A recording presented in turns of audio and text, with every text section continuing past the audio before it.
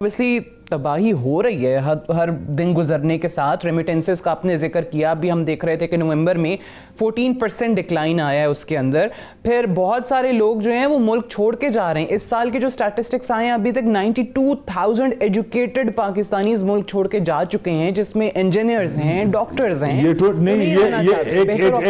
इन दोस्तों मैं महेंद्र शर्मा स्वागत करता हूं वन वर्ल्ड हिंदी में आपका। उम्मीद करता हूं आप खुश और स्वस्थ हैं। दोस्तों आइए दिखाते हैं पाक मीडिया की एक लेटेस्ट डिबेट जिसमें कैसे डिस्कशन किया जा रहा है कि पाकिस्तान से जो पढ़ा लिखा जो तबका था वो सारा का सारा पाकिस्तान को छोड़ के पाकिस्तान से निकल रहा है। तो कहीं ना कहीं आज पाकिस्तान की जो मईशत डूबी हुई है, कोई ऑप्शन बच नहीं रहा है। बेरोजगारी इतनी भयंकर तरीके से फैली हुई है पाकिस्तान में कि आम आवाम का जीवन जीना बहुत भयंकर तरीके से मुश्किल हो चुका है। तो कैसे आरिफ भट्टी सीधा सीधा बोल रहा है कि हम 1947 में सबसे बड़ी गलती की थी कि हमने ये पाकिस्तान बनाया, उसके बाद ये बड़ी गलती की कि हमने कोई रिसोर्सेस ऐसे पैदा नहीं किए जिनसे कि पाकिस्तान की आवाम को कुछ रोजगार वगैरह मिल पाए। तो ऐसी ही डिस्कशन इस डिबेट में की गई है। तो दोस्तों देखिए डिबेट और कमेंट में अपनी प्रतिक्रिया जरूर दें। लास्ट में आपसे रिक्वेस्ट करूंगा, चैनल पर नहीं है तो चैनल को सबसे पहले सब्सक्राइब करें, लाइक शेयर कमेंट जरूर करें। दोस्तों जय हिंद, वंदे मातरम, भारत माता की जय। दोस्तों obviously तबाही हो रही है हर दिन गुजरने के साथ। रेमिटेंसेस का आपने जिक्र किया, अभी हम देख रहे थे कि नवंबर में 14% डिक्लाइन आया है उसके अंदर। फिर बहुत सारे लोग जो हैं वो मुल्क छोड़ के जा रहे हैं। इस साल के जो स्टैटिस्टिक्स आए हैं अभी तक 92,000 एजुकेटेड पाकिस्तानीज मुल्क छोड़ के जा चुके हैं, जिसमें इंजीनियर्स हैं, डॉक्टर्स हैं। एक मिनट ब्रेन ड्रेन बढ़ता जा रहा है। जी फरमाइए। मैं ये भट्टी साहब के सामने भी ये बात रखूंगा कि नॉर्मली तो 2,20,000 के करीब लोग जाते थे एनुअली। इस दफा तो तकरीबन 7 लाख के करीब गए हैं। लेकिन ये जो एजुकेटेड लोग जाने लगे हैं, असल इशू ये है, ये एजुकेटेड लोग जाने लगे हैं कि क्या मुल्क के जो एजुकेटेड तालीम याफ्ता तबका क्या वो डिस्करेज हो गए, क्या वो मायूस हो गए हैं, कि क्या उनको पता चल गया कि इस मुल्क में नहीं रहा जा सकता। ये किसकी वजह से ये कुछ हो रहा है। मैं एक बात करना चाहूंगा है उसी तरीके ऑब्वियसली वो जो सर्वेस भी हुए हैं, भट्टी साहब ने भी आई एम श्योर देखे होंगे भट्टी साहब आपने, कि उसमें वो लोग कह रहे हैं कि हमें बेहतर अपॉर्चुनिटीज या बेहतर लाइफस्टाइल चाहिए, वो मुल्क में हमें नहीं मिल रहा और इसलिए हम प्रेफर करते हैं कि हम मुल्क से बाहर जाएं। वो सर्वे और फ्यूचर को लेकिन मैं एक बात वन लाइन कहना चाहता हूँ सादिया, वन लाइन। एक बंदा जिसके ऊपर लोग अरबों का ट्रस्ट करते हैं, जिनका अरबों का ट्रस्ट करते हैं, अच्छा, जिसका एक शर्ट करोड़ों में बिक जाता है, जिसके ऊपर पार्टी के करोड़ों का फंड आता है, जिसके ऊपर चैरिटीज के फंड आते हैं, वो एक कानूनी तौर पर हासिल करदा घड़ी को बेचता है अपनी जरूरत के लिए। इतराज कौन करता है? तैयार हो जाते हैं और उसको आप एक घड़ी के इशू में जो है वो इस वक्त नाहिल कराने की कोशिश कर रहे हैं। ये जो आज ट्रायल कोर्ट की तरफ से इसको काबिल समाअत करार दिया गया है केस को, आपको लगता है कि खान साहब का खदशा दुरुस्त है? देखिए सादिया, बड़ी बदकिस्मती है हम जिस वक्त इस वक्त बात कर रहे हैं ना सियासत पे, मैं आपके सवाल पे आ जाता हूँ। इस वक्त मुल्क को बचाना मुश्किल है। जितना 1947 में पाकिस्तान बनाना जरूरी नहीं था, जितना पाकिस्तान बचाना जरूरी है। ग्रोथ से रेट 0 हो चुका है। हाँ, मौजूदा हुक्मरान आईनी तरीके से आए, वो कि उसमें इम्पोर्टेड का किसका हाल था किसका नहीं, बाजवा साहब ने क्या रोल अदा किया, ये तो जुबान ज़दे आम है किससे।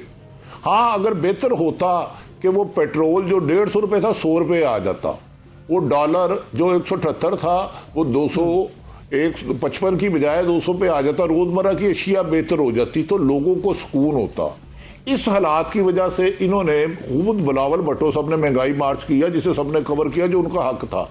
लेकिन बदकिस्मती है, जब से ये आए हैं मासवाए चंद केसों के खत्म होने के, आवाम पर महंगाई का बहुत ज्यादा बोझ बढ़ चुका है।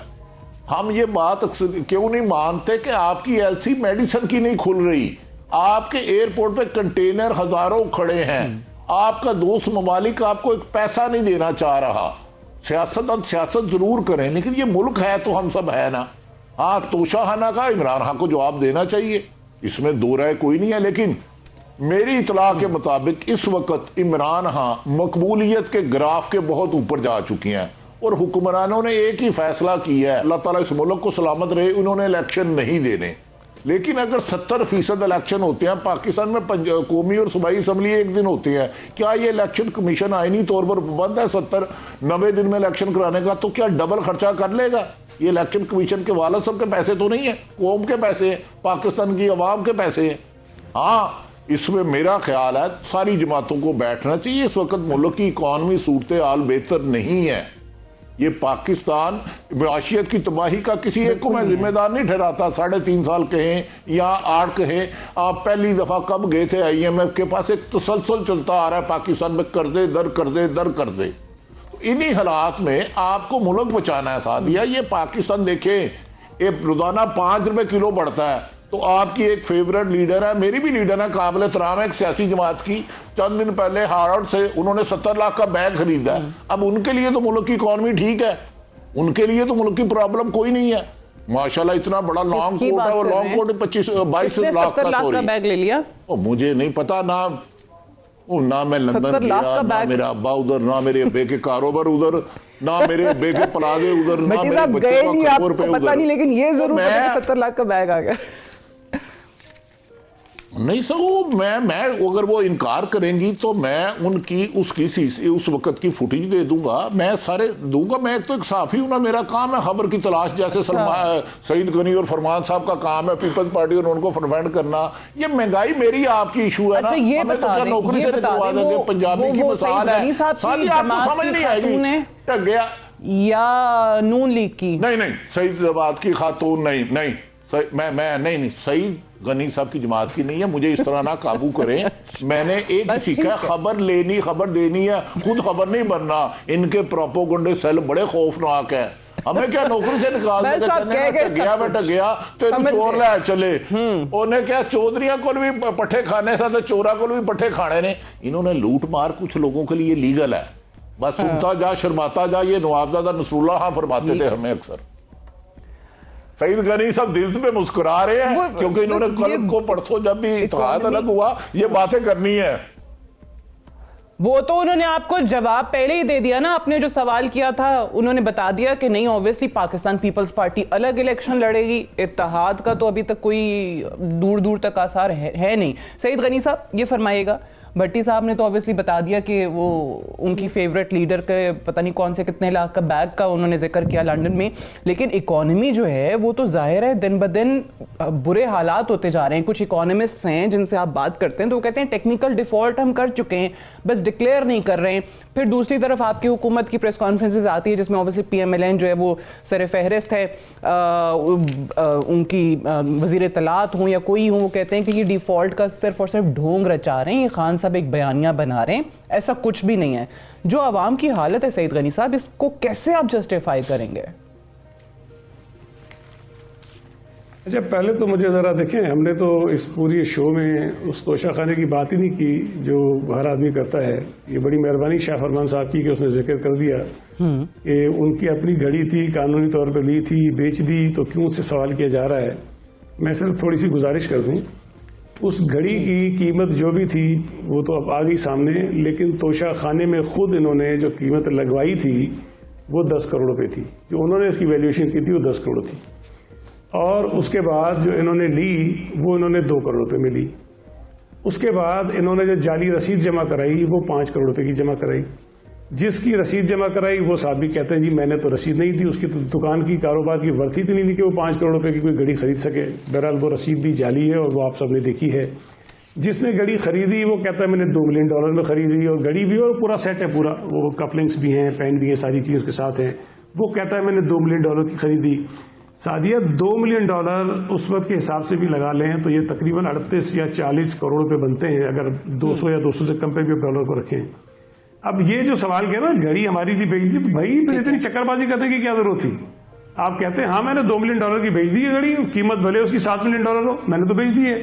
لیکن اب سوال یہ پیدا ہو رہا ہے کہ عمران خان جو پوری قوم کو سارا دن مذہب بتاتے ہیں، درس دیتے ہیں، انبیاء کرام کے حوالے دیتے ہیں، خلفائے راشدین کی مثالیں دیتے ہیں، نبی کریم صلی اللہ علیہ وسلم کی مثالیں دیتے ہیں، وہ خود جب اس قسم کی ایک لفظ استعمال نہیں کرنا چاہتا ہوں کہ چیٹنگ والا کام کریں گے کہ جعلی بل جمع کرائیں گے، جتنی ویلیوشن خود کرائی اس سے آدھے پیسے کے بل جمع کرائیں گے۔ اور پرابلم سارا یہ ہوا اس طرح ہے کہ جب انہوں نے ایک گھڑی اٹھائی، انہوں نے پیسے جمع نہیں کرائے، وہ بیچنے کے بعد وہ پیسے، سارا کام خراب ہی سے ہوا ہے. تو اس کے اندر پورا یہ گڑبڑ گھوٹالا ہے میرے بھائی شاہ فرمان صاحب. یہ اتنا سیدھا کیس نہیں ہے، اور یہ صرف ایک سیٹ کی بات نہیں ہے. ابھی تو اور کہانیاں سامنے آ رہی ہیں. کوئی 4-5 ارب روپے کا ہاتھ مار دیا توشہ خانے کے اوپر. جو کیسز آپ نے بنائے ہوئے نا توشہ خانے کے، آصف زرداری پر، نواز شریف پر، یوسف گیلانی پر، وہ سارے ملا لے تو 3-4 ارب کے نہیں بنتے ہیں، جو پتہ نہیں کتنے سالوں سے کیسوں کو بھگت رہے ہیں. جی ابھی تو یہ اور ساری اور کس سے کہانیاں سامنے آ رہے ہیں نا. میں ذرا یہ چھوٹی کہانی نہیں جواب ہے دوں. میرے بھائی آپ جب پارسائی کا دعویٰ کرتے ہیں تو آپ کو سعید غنی صاحب سے بات آ گئی. میں بڑا شارٹ جواب دوں گا. گھڑی نہیں 4-5 ارب میں بڑا شارٹ جواب دوں گا. دیکھو میں بڑا شارٹ جواب دوں گا. فرمائیے. سعید غنی صاحب آپ ٹھیک فرما رہے ہیں. توشہ خانہ کے کیسز ہوں، 2 قسم کے گفٹس ہوتے ہیں، ایک آپ لے سکتے ہیں، ایک آپ نہیں لے سکتے. بڑی کلیئر بات ہے، سارے لوگوں کے کیسز نکالے جائیں، کس نے کون سا تحفہ لیا ہے، اور کورٹ میں اکٹھے چلائے جائیں. بالکل صحیح ہے. یہ نہیں ہو سکتا کہ آپ ایک بندے کو ٹارگٹ کریں. دوسری بات، ایتھیکل اور مورل بات تو چھوڑو، پولیٹیکل بات تو چھوڑو. عدالت نے پلیز سعید غنی صاحب آپ میری بات سنیں. عدالت نے کہا ہے کہ پارٹی فنڈنگ نہیں میں آپ کو کریکٹ کر رہا ہوں کہ آصف زرداری صاحب پر کیسز چل رہے ہیں. نہیں آپ مجھے میں آپ کو سنتا رہا ہوں. میری بات سنیں. بس وہ کہہ رہے ہیں زرداری صاحب کے کیسز آلریڈی چل رہے ہیں. نہیں، آپ نے جو BMW لیے ہوئے ہیں، میں کہتا ہوں کہ پارٹی فنڈنگ اور توشہ خانہ تینوں پارٹیوں کے اور سارے حکمرانوں کے اکٹھے چلائے جائیں تاکہ لوگوں کو پتہ چل جائے، انصاف ہوتا ہوا نظر آئے. دیکھیں آپ سے سعید غنی صاحب بندہ، میں PDM کے لیڈرشپ، مولانا صاحب، آپ لوگ تو یہاں تک کہتے ہیں کہ عمران خان کو گولی نہیں لگی، وہ تو فائر ہی نہیں ہوا. تو جو لوگ یہاں تک بات کریں کہ جی خان صاحب کو تو گولی ہی نہیں لگی تھی، ان سے بندہ کیا بحث کرے. انصاف کا تقاضا ہے، توشہ خانہ ہو.